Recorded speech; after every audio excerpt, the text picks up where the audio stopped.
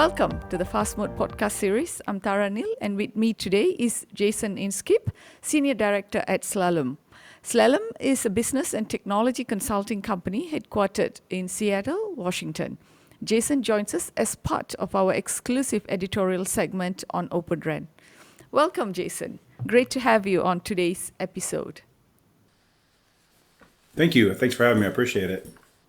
Okay, awesome. All right, let's begin. Can you tell us more about Slalom's involvement in the Open RAN space? Yeah, thanks for having me. Yeah, for Open RAN, it's a big topic now for the operators and the supporting ecosystem around it. And given that the technology is very open source, obviously a lot of AI will be necessary for that to run.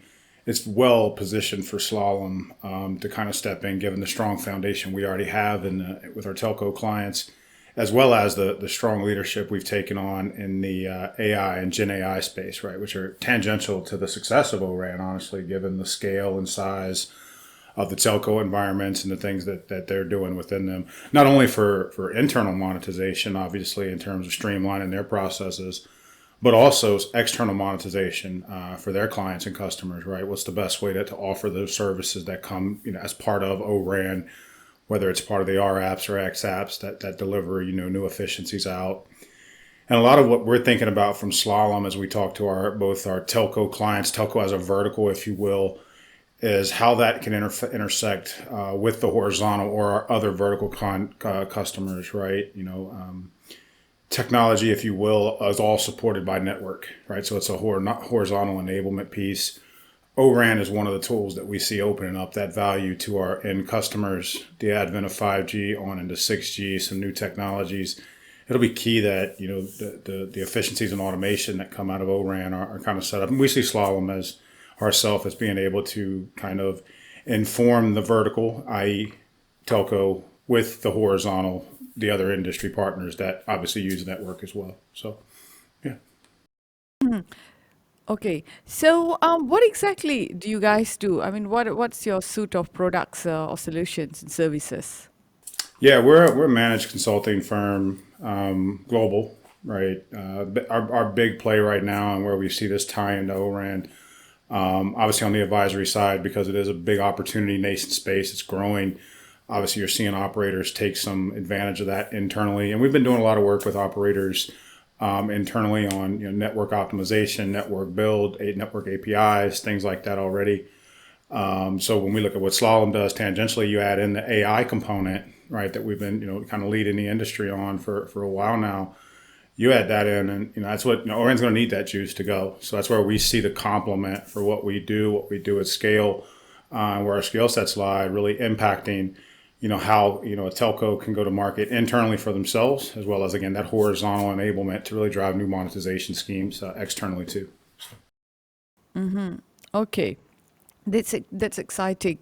So let's move on to a topic that's very closely related to Open RAN, which is the role of real-time analytics. And how it actually enhances the various functionalities of RAN, especially in Open RAN. So we know that SMO is one of the biggest components in Open RAN. So can you detail out how real-time analytics play a role in the ecosystem? Yeah, I mean, it's when you look at the telco ecosystem, I mean, the primary customer or client for ORAN is the operator, the carrier. And if you think about it, I mean, their sheer size alone, right, just tells you the need of being able to not only get to and consume the real-time analytics, but operate them most effectively and optimally, right? And obviously, when you look at one of the most complex pieces within that, ORAN, solution or solution tree, if you will, that orchestration is pivotal, right? Because it could be tied to a cloud, it could be tied to multiple clouds, it could be tied to the on-prem network, which carrier's on-prem network touches coast to coast, north and south, right?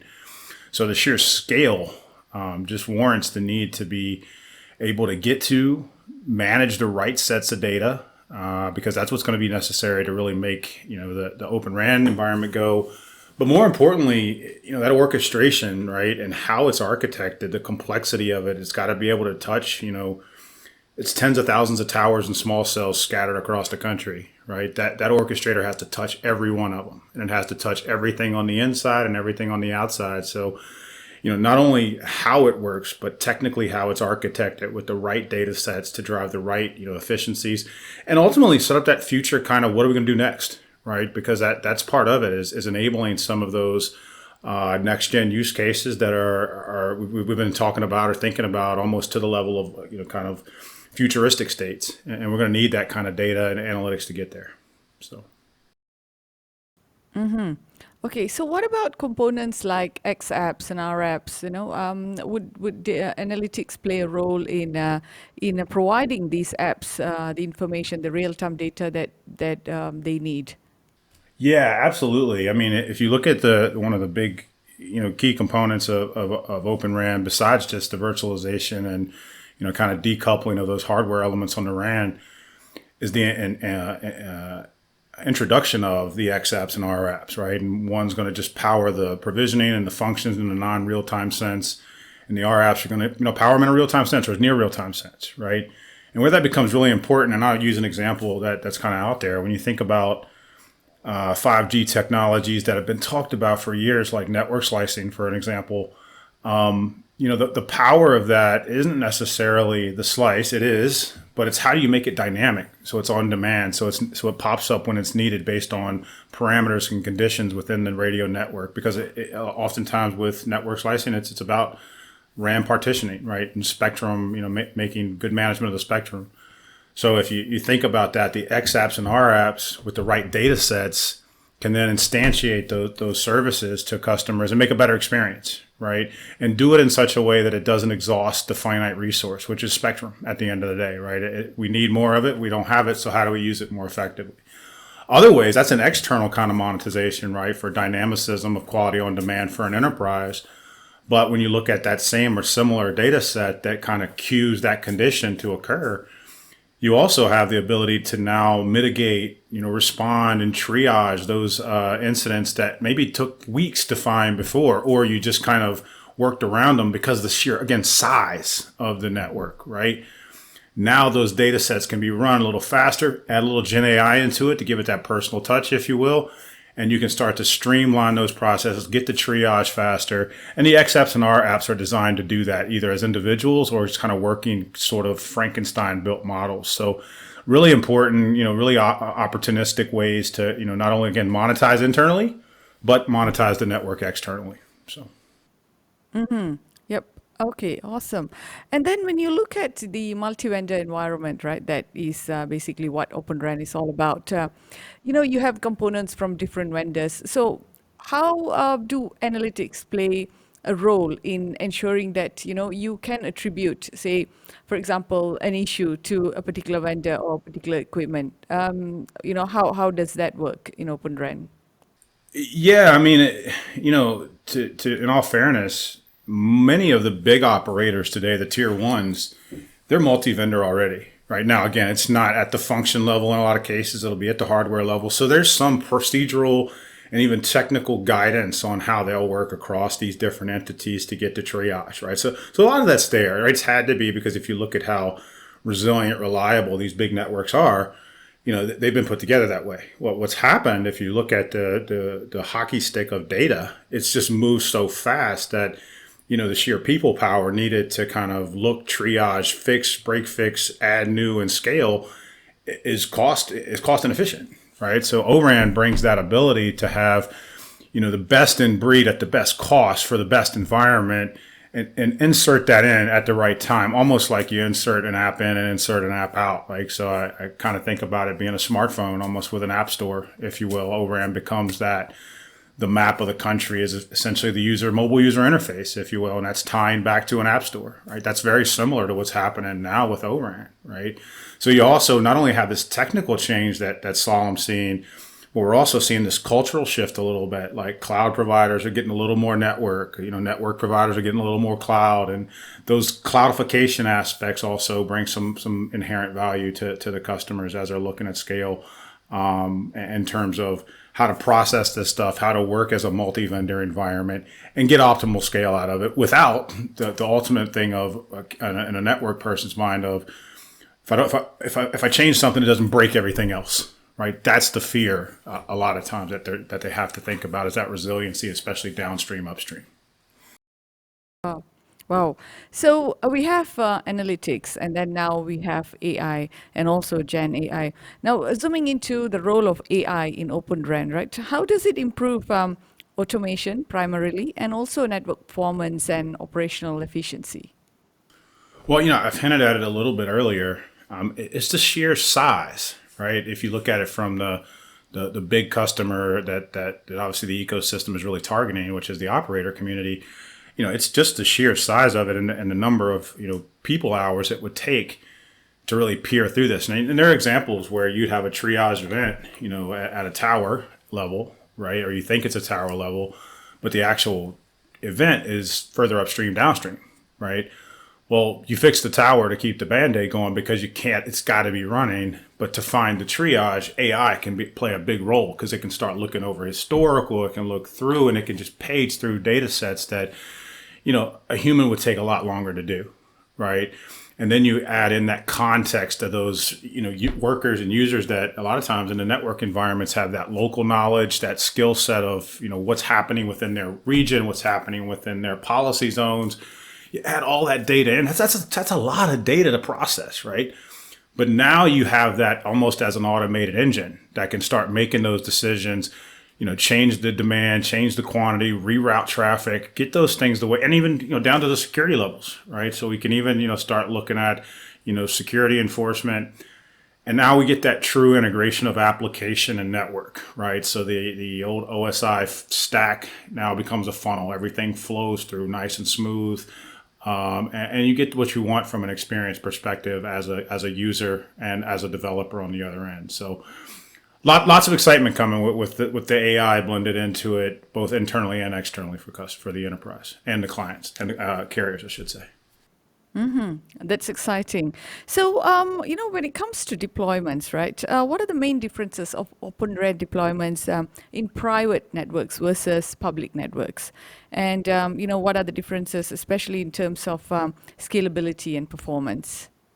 I mean, you hit on the first one, which is, public deployments are typically huge, massive, and, to simply put, there's a lot of legacy stuff there that they have to contend with. And obviously the lights are on. You don't want the lights to go off while you're switching to this new context because you've got a cost to change, if you will, and a risk to change, right? So that's one of the big things that you look at. The other thing when I look at carriers, they're building where the people are, right, if you will. Right? They're going to densify where the people are. They're going to add the radios and the skill sets and the conditional builds where the people are and build for, in a lot of cases, maximum, coverage per a data set that they want, if you will, right?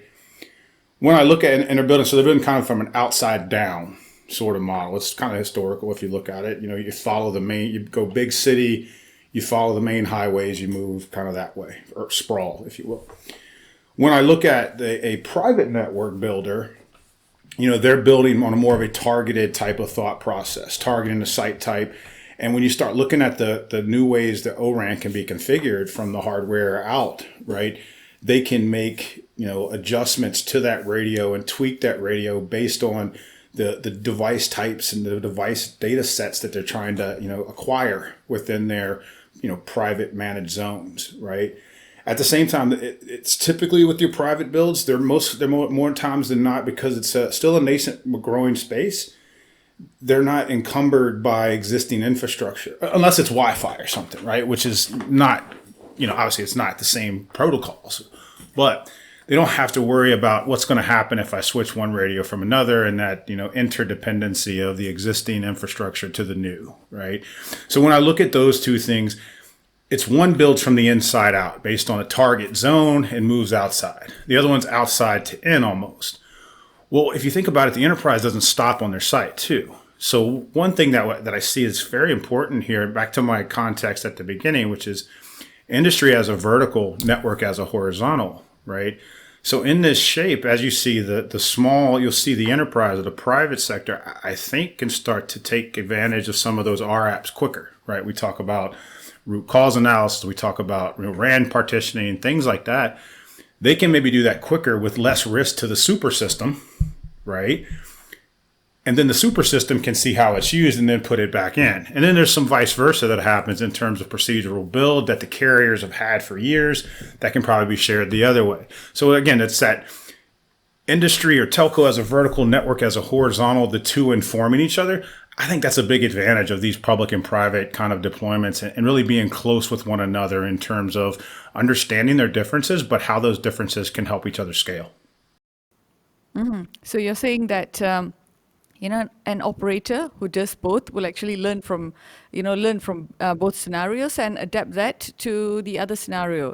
Does that happen? Yeah, it should happen more, right? It should definitely happen more. And I think one thing you're seeing as it started to happen in 5G, but it's continuing to happen as 5G evolves into O-RAN, are the network teams.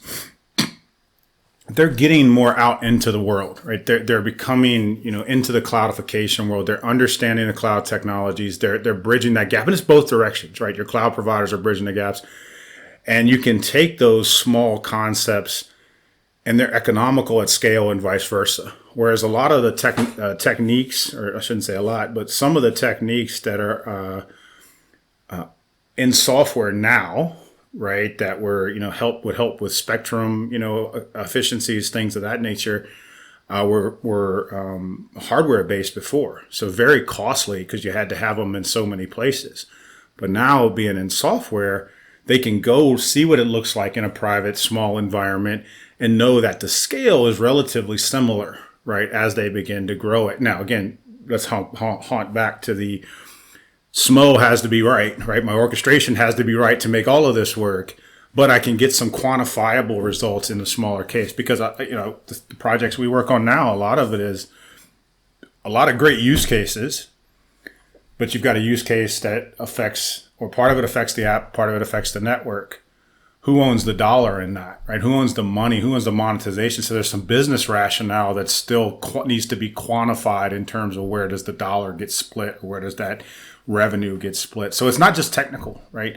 It's a whole lot of stuff on top of it, but your point is valid. I think they can because it helps them inform what can be done and see it in a less risky environment as they work with their customers, compared to their scale that they would have. Obviously, all of it's risky, but scale versus scale gives them a chance to see it work.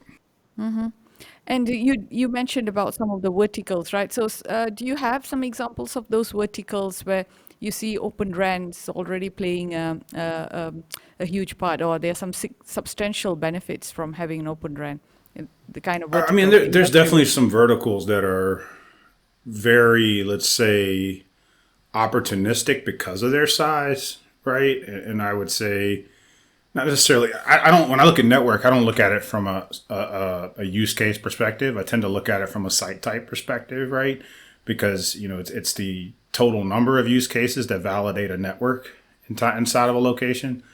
So if I think about it, large multi business environments, multi persona environments. Think about airports. Think about city environments. That's where I think the verticals take shape because they have an indoor and outdoor effect. They have multiple types of entities inside them that you could monetize externally and monetize it internally.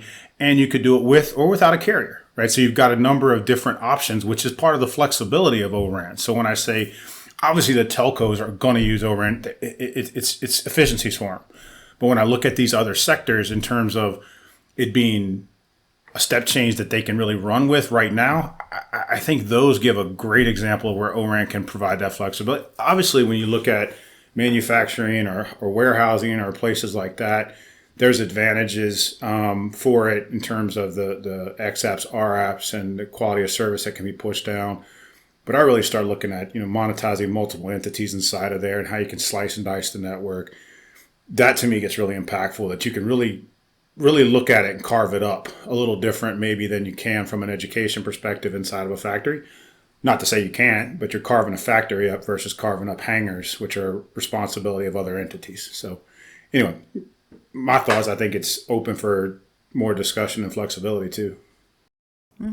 So can we expect to see more specialist providers for these verticals? Like, for a different vertical, you see a different set of XApps and RApps, and there are specialist vendors who work on that. I think it's a whole new skill set. Obviously, it's not quite network, it's not quite cloud or application.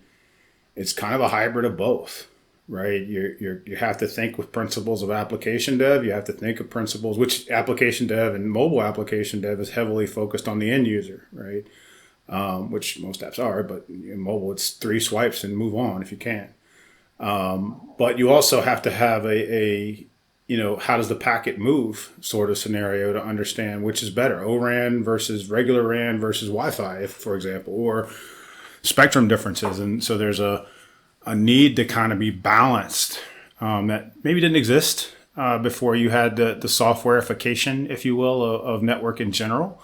But as that's come to fruition, now you've got these applications, and we've been discussing increased frame rate on video cameras for inferencing at the edge, if you will, right? And you say, okay, well, what does that mean for you? And the camera company's like, I don't know, I've never thought about it, right? So there's this gap that has to be covered. And I think coming out of it, to your point, there's a new group, a new skill set, maybe even a new type development team that's coming that's really kind of looking at, it's not really developing XApps, RApps per se. It's developing the integration between XApps and RApp and insert your favorite company app, right? That helps productivity or collaboration or whatever that may be.